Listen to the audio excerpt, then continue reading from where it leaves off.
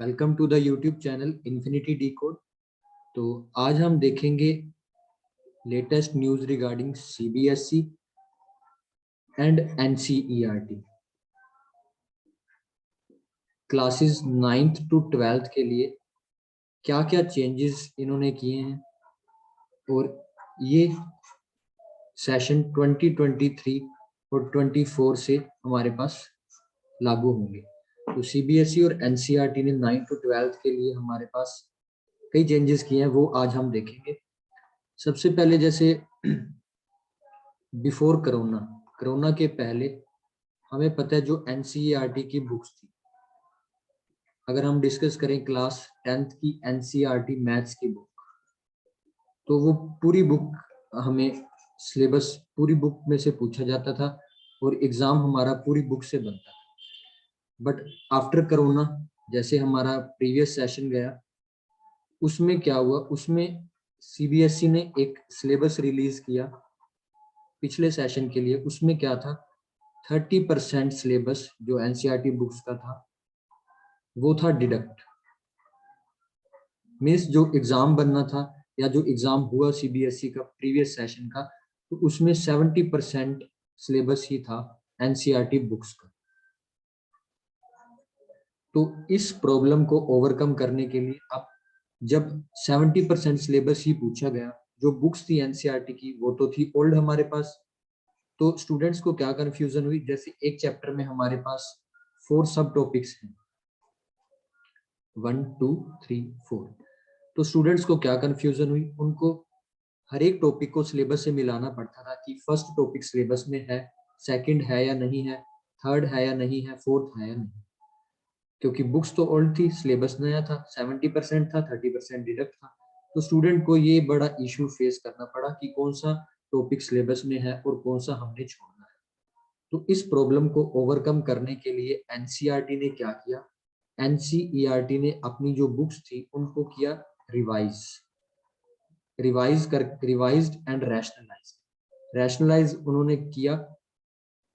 जो topic CBSE ने deduct किए थे अपने सिलेबस में, वो इन्होंने अपनी एनसीईआरटी बुक्स में से भी डिडक्ट कर दिया।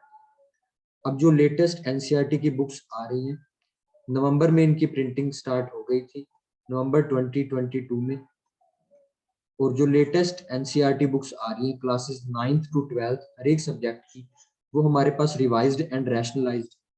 इसका मतलब उसमें हमें कोई भी टॉपिक देखने की जरूरत नहीं है कि ये सिलेबस में है या नहीं है, उसमें वही टॉपिक्स दिए गए हैं जो सिलेबस में है। और इनकी जो प्रिंटिंग है वो ऑलमोस्ट एनसीईआरटी की बुक्स अवेलेबल हो चुकी हैं।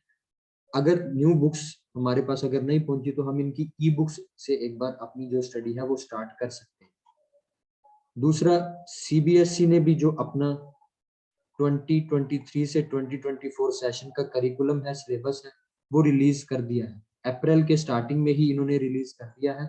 प्लस इन्होंने अपने जो सैंपल पेपर्स जो ये जनरली रिलीज करते हैं सितंबर में, वो भी इन्होंने अप्रैल के स्टार्टिंग में ही रिलीज कर दिया। और जो सीबीएसई का लेटेस्ट सिलेबस है 2023-2024, ये जो प्रीवियस सिलेबस था, प्रीवियस सेशन का सिलेबस था, वो है बिल्कुल सेम।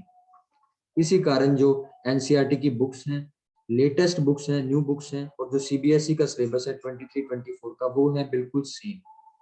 तो जिन स्टूडेंट्स के पास न्यू बुक्स आएंगी या जो न्यू बुक्स परचेज करेंगे, उनको सिलेबस देखने की जरूरत नहीं है, उनको अपनी वो पूरी बुक पढ़नी है। बट जिनके पास ओल्ड बुक्स हैं वो या तो न्यू बुक्स खरीद लें, या ओल्ड बुक्स हैं तो वो सीबीएसई का सिलेबस डाउनलोड करके क्या कर सकते हैं, टॉपिक टिक कर सकते हैं कि ये टॉपिक सिलेबस में है या ये नहीं। अब ये हमें सीबीएसई का जो सिलेबस है और एनसीईआरटी की जो बुक्स हैं, ये हमें कहाँ पे अवेलेबल होंगी, तो जब हम गूगल पे लिखेंगे सीबीएसई सिलेबस 23-24, ऊपर आएगा सीबीएसई एकेडमिक यूनिट, इसको ओपन करेंगे। तो अगर हमने सेकेंडरी करिकुलम 10th और 9th और 10th का देखना है, +1 +2 का देखना है, तो हम दोनों में से क्लिक कर सकते हैं। मेन सब्जेक्ट्स में मैं गया, अगर मैं मैथमेटिक्स का देखना चाहूँ तो ये मैथमेटिक्स का है, देख सकते हैं आप 23-24, ये बिल्कुल प्रीवियस टाइम के सिलेबस के जैसा ही है।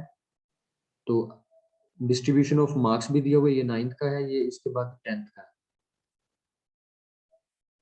डिस्ट्रीब्यूशन ऑफ मार्क्स दिया है और टॉपिक्स के चैप्टर नेम दिए हैं और टॉपिक्स दिए हैं कि कौन कौन से टॉपिक्स हमारे पास पूछे जाएंगे।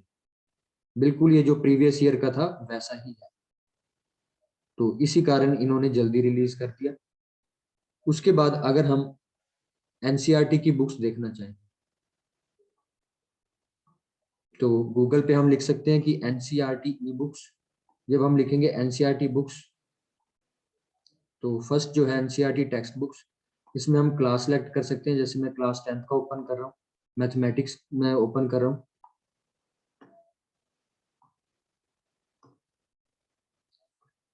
तो जब मैं ओपन करूंगा तो ये फर्स्ट चैप्टर में खोल रहा हूँ।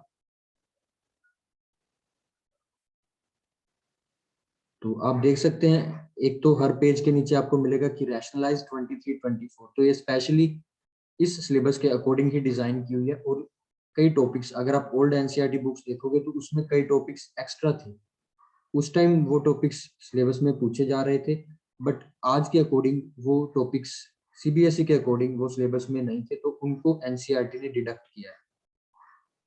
तो ये जो दो मेन चेंजेस एनसीईआरटी और सीबीएसई ने किए हैं, इसकी इंफॉर्मेशन देने के लिए ये वीडियो बनाई थी। So please do subscribe my YouTube channel.